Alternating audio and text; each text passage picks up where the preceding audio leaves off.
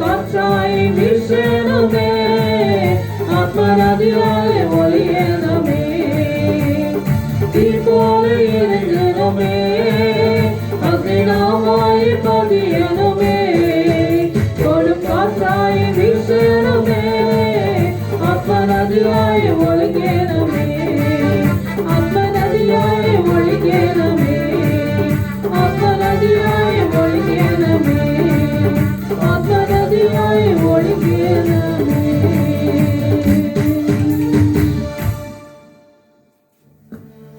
Praise the Lord. Hallelujah. Hallelujah. Up till now, we have praised and worshipped the Lord. Now we are going to adore the Lord from the depth of our hearts. Those who can, kindly kneel down and close your eyes as we are going to adore the Almighty God, who has created heavens and the earth, who came into this world to save us and to restore us the eternal life. He is the King of Kings. Amen.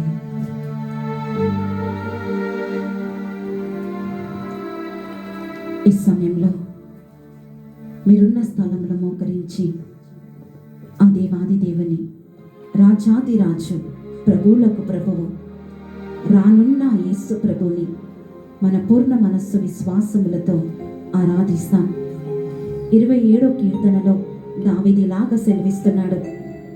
27వ కీర్తన 4వ వచనములో, అయ్యా నేను నిన్ను ఒకే ఒక వరమును కోరుకుంటుని, అది ఏమిటి అంటే రేయింపవలు నీ సన్నిధిలో, నీ మార్గములో, దేవా నీ మందిరములో రేయింపగలు ఉండుటయే నాకు కావాలి. ఇది ఒక్కటే నా కోరిక. నీ సలహాను పాటిస్తూ, నీ చిత్తానుసార జీవిస్తూ, అయ్యా నా జీవితం నీ మందిరంలో రేయింపవలు గడిపే కృపని, ఈ యొక్క చిన్న నాకున్న కోరికను తీర్చదేవా అని ప్రార్థిస్తున్నాడు. ఈరోజు దేవుని సన్నిధిలో ఉన్న నువ్వు నేను ఈ లోకము వైపు, మరి ఈ లోకంలో జీవిస్తున్న మనము ఈ లోకం వైపు చూస్తూ కొన్నిసార్లు మన జీవితాలని గడిపేస్తున్నాము. కానీ దావీదు మాత్రం, అయ్యా నీ మందిరంలో రేయింపవలు జీవించాలని నా కోరిక, నీ మందిరంలో జీవిస్తూ నీ చిత్తానుసారం నా జీవితాన్ని నడిపించుకోవాలని నా కోరిక, నీ సలహాని పాటించాలనేదే నా కోరిక. దేవా నీ చిత్తం లేనిది, నీ సలహా లేనిది నా జీవితంలో ఒక్క అడుగు కూడా నేను ముందుకు వేయలేను దేవా. ఎందుకంటే నువ్వు నాతో లేకపోతే నేను ఓడిపోతాను, అదే నువ్వు నాతో ఉంటే నేను అన్నీ సాధిస్తానని ప్రార్థిస్తున్నాడు. ఈరోజు నీ కుటుంబంలో సమస్యలు ఉండవచ్చు, ఇబ్బందులు ఉండొచ్చు, నీ జీవితంలో నువ్వు ఒంటరిగా, ఒంటరి వాడిగా, ఒంటరి దానగా నువ్వు ఉండొచ్చు. ఈ సమయంలో ప్రార్థించు బిడ్డ, దేవా నువ్వు మాత్రమే నాకు కావాలి, నీ సన్నిధి మాత్రమే నాకు కావాలి దేవా, నీలో మాత్రమే నేను జీవించాలి యేసయ్యా. అందుకు నా శక్తి నాకు సరిపోదు దేవా. నీ సన్నిధిలో రేయింపవలు జీవించాలంటే నీ కృప నాకు కావాలి, నీ శక్తి నాకు కావాలి దేవా. అయ్యా నాకు నీ కృపని దయచేయండి. నీ సన్నిధిలో ఉండటానికి, రేయింపవలు నిన్ను ఆరాధించటానికి, ఈ భూమి గంధములో వరకు తండ్రి యేసయ్య, ఈ లోకంలో జీవించినంత వరకు నీకు సాక్షిగా మాత్రమే నేను జీవించాలి రాజా. నీ భవనములో రేయింపవలు నేను జీవించాలి దేవాని. 2 చేతులు హృదయం మీద ఉంచుతూ, నీ ఆత్మీయ నేత్రంలో తెరిచి ఆ యేసు ప్రభు వైపు చూస్తూ, నీ కోసం నా కోసం కలువరిలో మరణించిన ఆ యేసు ప్రభు వైపు చూస్తూ నీ జీవితాన్ని అర్పించు. ఈ సమయంలో నీ కుటుంబాన్ని అర్పించు, నీ సమస్యలను అర్పించు. ఆ రాజాది రాజు అయిన యేసు ప్రభు నీ కుటుంబంలోనికి రాబోతున్నాడు, నీ జీవితంలోనికి రాబోతున్నాడు. ప్రార్థిస్తా, పూర్ణ మనస్సుతో, విశ్వాసముతో అదే వాడి దేవుని ఆరాధిస్తా.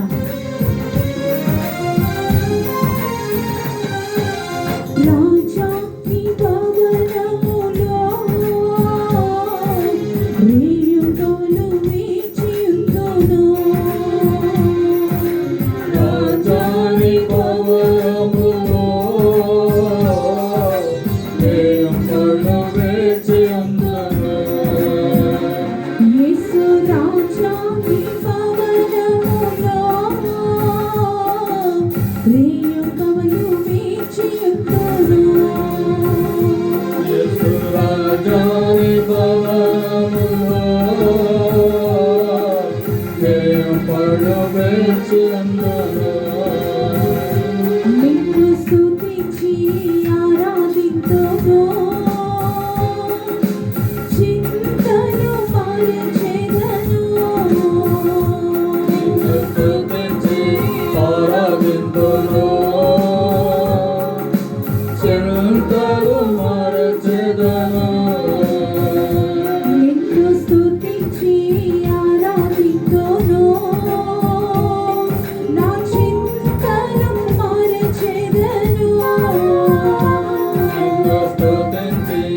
ఆరాధింతును.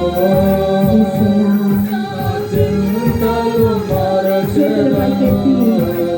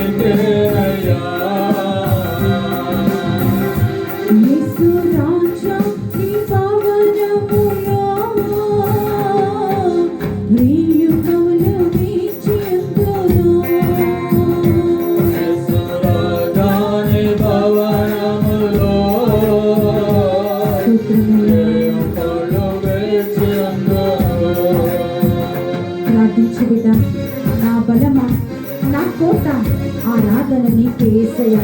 నా దుర్గమా, ఆశ్రయమా, ఆరాధన నీకే దేవా. యేసయ్యా, నా బలము నీవే, నా కోట నీవే, నా సైన్యము నీవే యేసయ్యా. నువ్వు లేని ఈ జీవితం శూన్యముగా మారిపోతుంది. నువ్వు లేని ఈ జీవితం ఎండిన గడ్డి వల్లే మారిపోతుంది దేవా. యేసయ్యా, అందుకు తండ్రి నా జీవితంలో నీ బలాన్ని నాకు ప్రసాదించమని ప్రార్థిస్తున్నాను. ఈ జీవజల నదిలో నా జీవితంలో ప్రవహింపచేయండి దేవాన్ని ప్రార్థిస్తాను. ఈ సమయంలో యేసయ్యా, నాకు ఆశ్రయముగా, నా శక్తిగా, నా సైన్యముగా, నాకు తోడు నీడగా నువ్వు మాత్రమే నాకు కావాలి దేవాన్ని. నీ పూర్ణ మనస్సు హృదయంతో ఆ దేవుణ్ణి నీ హృదయంలోనికి స్వీకరించు. నాకు ఆశ్రయం నీవే యేసయ్యా, నాకు రక్షణ నీవే దేవాని ఆ దేవుని ఆహ్వానించబిడ్డ. నిత్యమైన ఆరాధికులు నాకు కావాలి. ఆత్మతో సత్యముతో ఆరాధించు వారు నాకు కావాలని ఆయన ఆశపడుతున్నాడు. ఈ రోజు నీ హృదయాన్ని విప్పి నీ పూర్ణ హృదయంతో ఆయనని ఆరాధిస్తే ఆయన నీ లోటుకు వస్తాడు. నీ హృదయంలో దాగిన ప్రతి ఒక్క సమస్యను తొలగిస్తాడు. నీ వేదనను తొలగిస్తాడు, నీ బాధలను తొలగిస్తాడు, నీ కన్నిటిని తుడిచి వేస్తాడు. ప్రార్థించే సమయంలో యేసు రాజా, నీ భవనములో రేయం పరులు నేను ఉండాలి దేవా. నీకు సాక్షిగా నేను జీవించాలి యేసయ్యా. నీకే నా ఆరాధన, నీకోసమే నా ఆలాపన దేవాని ఆ దేవాని దేవుని ఆరాధిస్తాను.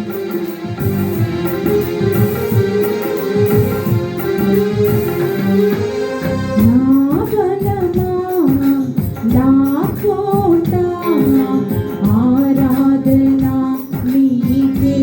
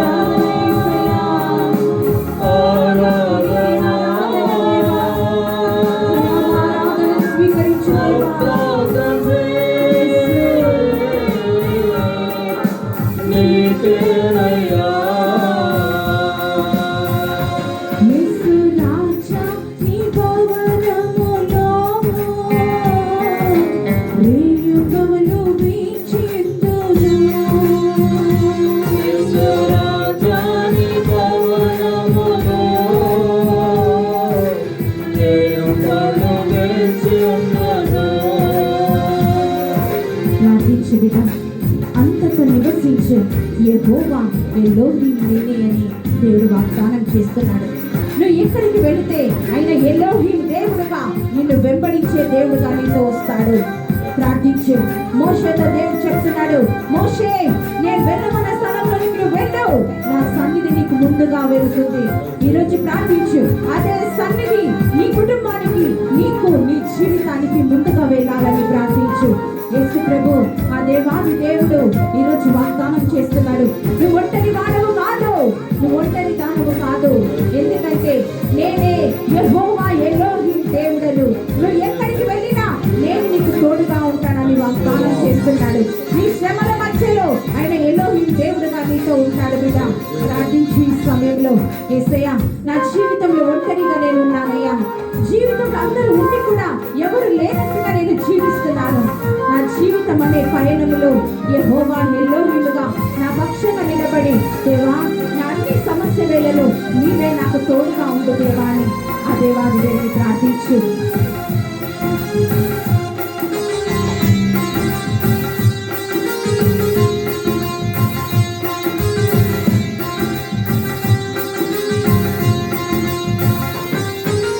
అంతటా నివసించు యెహోవా ఎలోహిం, ఆరాధన నీకే. అంతటా నివసించు యెహోవా ఎలోహిం, ఆరాధన నీకే. అంతటా నివసించు యెహోవా ఎలోహిం, ఆరాధన నీకే. అంతటా నివసించు యెహోవా ఎలోహిం, ఆరాధన నీకే. మాయొక్క నీతి యెహోవా సిక్కేను, ఆరాధన నీకే. మాయొక్క నీతి యెహోవా సిక్కేను, ఆరాధన నీకే.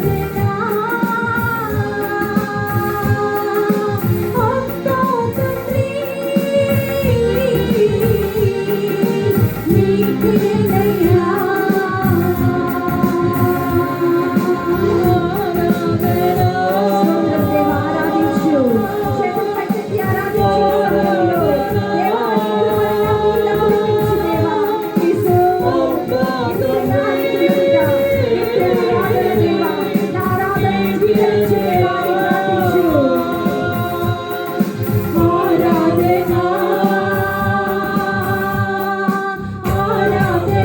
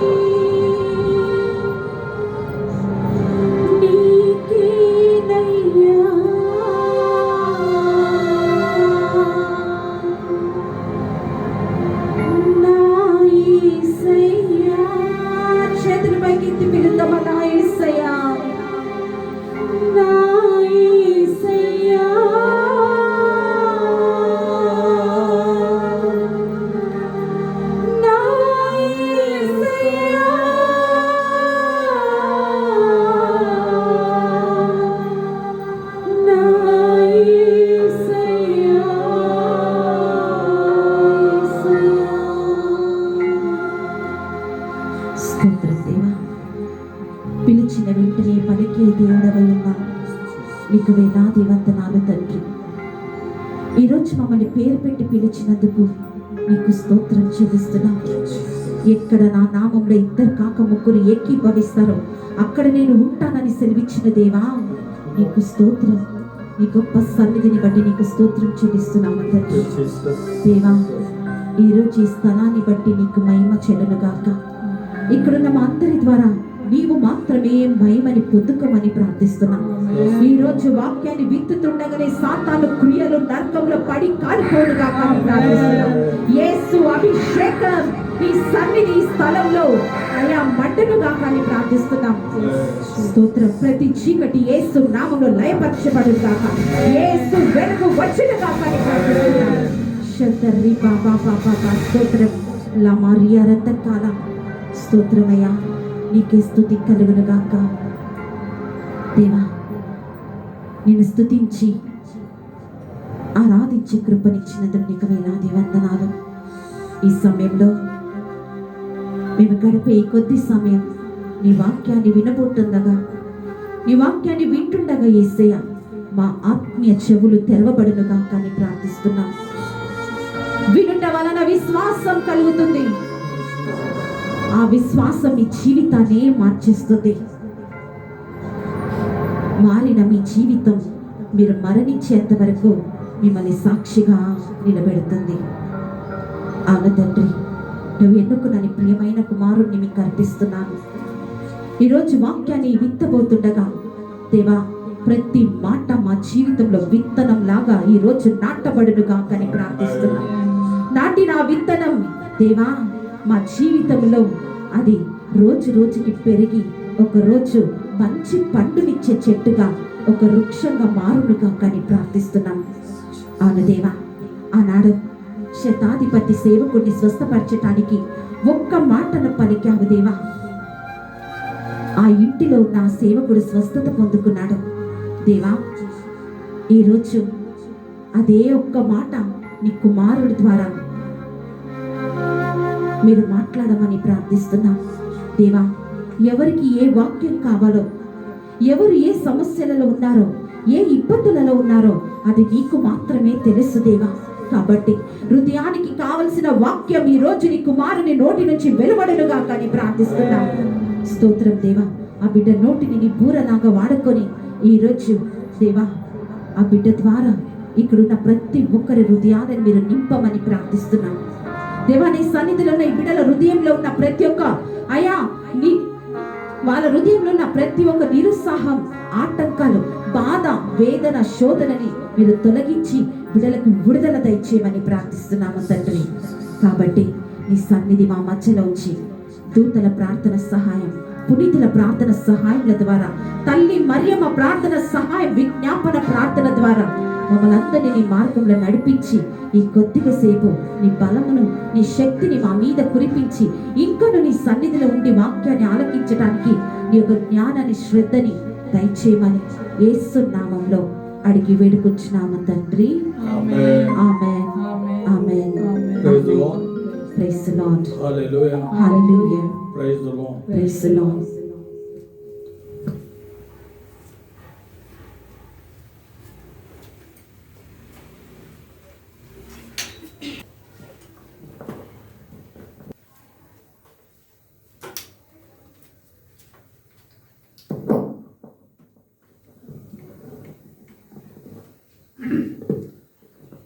Praise the Lord. Hallelujah. Hallelujah. Praise the Lord. Praise the Lord. Dear brothers and sisters, as we all know that we are going to celebrate the birth of Jesus, that is Christmas, which falls on Friday, 25th December. Jesus came into this world. Why did Jesus came into this world? Let us see through the word of God. For what all the reasons Jesus came into this world. Matthew chapter 5 verse 17 says, "Do not think that I have come to remove the law and the precepts. I have not come to remove, but to fulfill them. ధర్మశాస్త్రాన్ని నేను తీసివేయటానికి రాలేదు, దాన్ని పూర్తి చేయటానికి వచ్చానంటున్నాడు దేవుడు. John 10:10 says, the thief comes to steal and kill and destroy, but I have come that you may have life, life in its fullness. நான் உங்களுக்கு పూర్ణ జీవం అளிக்க நான் வந்திருக்கின்றேன். మీకు జీవం ఇచ్చటానికి నేను ఈ లోకానికి వచ్చాను. Praise the Lord. Luke 4:18 says, the Spirit of the Lord is upon me. He has anointed me to bring good news to the poor, to proclaim liberty to the captives and new sight to the blind, to free the oppressed. Praise the Lord. He is telling that He has anointed me to bring good news to the poor. పేదలకు సువార్త తేయడానికి యేసు ప్రభు ఈ లోకానికి వచ్చారు. Mark chapter 1 verse 38 says, then Jesus answered, let's go to the nearby village so that I may preach there too, for that is why I came. దేవుడు అంటున్నాడు, యేసు ప్రభు, ఈ లోకానికి నేను దేవుని వాక్యాన్ని బోధించటానికి నేను వచ్చాను. ఇక్కడ உங்களுக்கு நான் போதனை செய்வதற்காக இந்த உலகத்திற்கு வந்தேன். Mark chapter 2:17 says, Jesus heard them and answered, healthy people do not need doctor, but sick people do. I did not come to call the righteous, but sinners. నేను పాపుల గురించి వచ్చాను. నేను பாவிகளுக்காக நான் இந்த உலகத்திற்கு வந்தேன். Praise the Lord. Praise the Lord. Hallelujah. Hallelujah. John 18 verse 37b says, I am a king, for this I was born, and for this I came into the world, to bear witness to the truth.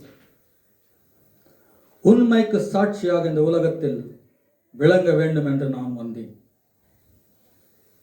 ఈ లోకానికి నేను సత్యాన్ని బోధించడానికి వచ్చాను. Praise the Lord. Praise the Lord. All these are the reasons why Jesus came into this world. But more importantly, Jesus wants to restore us, restore that eternal life which we have lost. ఏ పరలోక రాజ్యాన్ని మనం కోల్పోయామో ఆ పరలోక రాజ్యాన్ని తిరిగి మనకిచ్చటానికి దేవుడు వచ్చినాడు. ஆண்டவர் இந்த உலகத்தில் நமக்கு மறுபடியும் அந்த மோட்ச ராஜ்யத்தை கொடுக்க வேண்டும் என்று ஆண்டவர் இந்த உலகத்திற்கு வந்தார். Praise the Lord. Praise the Lord. That is the word we are going to meditate. Nitya Jivam, eternal life. How that eternal life would be, because this is not the permanent place where we are living. Philippians chapter 3 verse 20 says, for us our citizenship is in heaven. మనము ఈ లోక పౌరులము కాము, பரலோக பௌரலம். మనము நம்ம சொந்த வீடு மோட்ச ராஜ்யத்தில் இருக்கின்றது. அந்த மோட்ச ராஜ்யம் எப்படி இருக்கின்றதோ நம்ம பார்க்கலாம். இயேசு ஆண்டவர் இந்த உலகத்தில் இருக்கும்போது நமக்கு மோட்ச ராஜ்யத்தை பற்றி பேதர், ஜேம்ஸ், யோகானுக்கு அவர் கொஞ்சம் ஜிஸ்ட் காட்டினார், మోక్ష రాజ్యం ఎప్పుడు இருக்குమని. పరలోక రాజ్యం ఎట్లా ఉంటుందని పేతురు, జేమ్స్, యోహానికి ప్రభు ఒక ట్రైలర్ లాగా చూపెట్టాడు అన్నమాట. మనకందరికీ తెలుసు కొత్త సినిమా రిలీజ్ అయ్యే ముందు పాత సినిమా టైంలో మనకు కొత్త సినిమాని బట్టి ట్రయల్ చూపెడతాడు అన్నమాట. కొన్ని ముఖ్యమైన అంశాలు చూపెడతాడు. ఆ ముఖ్యమైన అంశాలు మనం చూస్తే మన హృదయంలో చాలా ఆనందం కలుగుతుంది. మనం అనుకుంటాం ట్రైలర్ ఇంత బాగుంటే మళ్ళీ మెయిన్ ఫిల్మ్ ఎంత బాగుండాలి. అటు విధంగానే యేసు ప్రభు కూడా మనకు పరలోక రాజ్యం గురించి ఒక ట్రైలర్ చూపెట్టినాడు మనకు. అది పేతురు, జేమ్స్ ఇంకా యోహాను వాళ్ళ కళ్ళ ద్వారా చూశారు. వాళ్ళు చూసి మైమార్చిపోయారన్నమాట. ఏం మాట్లాడాలని పేతురుకు తోచలేదన్నమాట. మనం ఇప్పుడు చదువుదాం. ఇప్పుడు let's read marks chapter 9 verse 2.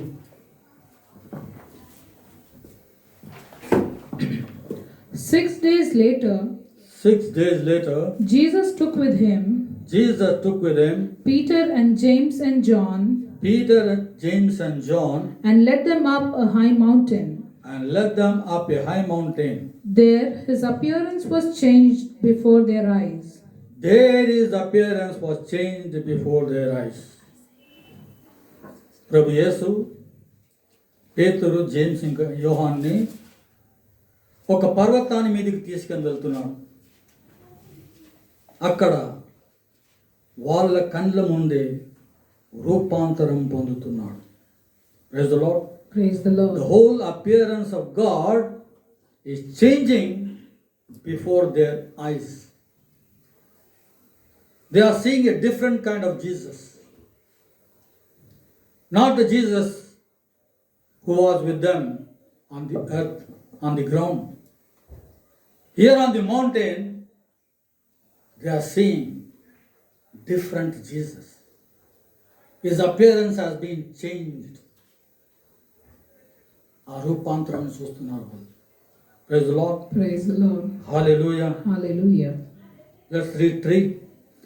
Even his clothes shone, becoming as white as no bleach of this world could make them. Even his clothes shone, becoming as white as no bleach of this world could make them. ఆయన వస్త్రములు ఇంత తెల్లగా మారిపోయిందంటే అది మెరుస్తుందన్నమాట. దేవుని వాక్యం అంటుంది, ఈ లోకంలో ఉన్న మీరు ఏ సబ్బు వాడినా అటువంటి తెల్లదనం మీరు తేలరు, అటువంటి మెరుపు మీరు తేలరు. ప్రభు వస్త్రమే మెరుస్తూ ఉన్నాయన్నమాట. తెల్లగా అయిపోయిందన్నమాట. വെള്ളേരായി അവരുടെ വസ്ത്രങ്ങളായി വിട്ടു. Now we shall read verse 4. Elijah and Moses appeared to them. The two were talking with Jesus. Elijah ఇంకా మోసే వాళ్ళు కనబడ్డారన్నమాట. వాళ్ళు ఏం చేస్తున్నారు? ఇద్దరు ప్రభు రాకడ ముందు ఎన్నో 100 సంవత్సరాల క్రితము ఏలియాని ఎత్తుకుపోయాడు అన్నమాట దేవుడు. అటు విధంగానే మోసెస్ ఒక సెమెట్రీ ఎక్కడ ఉన్నది ఇంతవరకు ఎవరికి తెలియదు. వాక్యంలో రాసి ఉన్నది. They could not find the tomb of Moses. That means Elijah and Moses, both of them were lifted up to heaven directly. So now Peter, James and John are saying that Elijah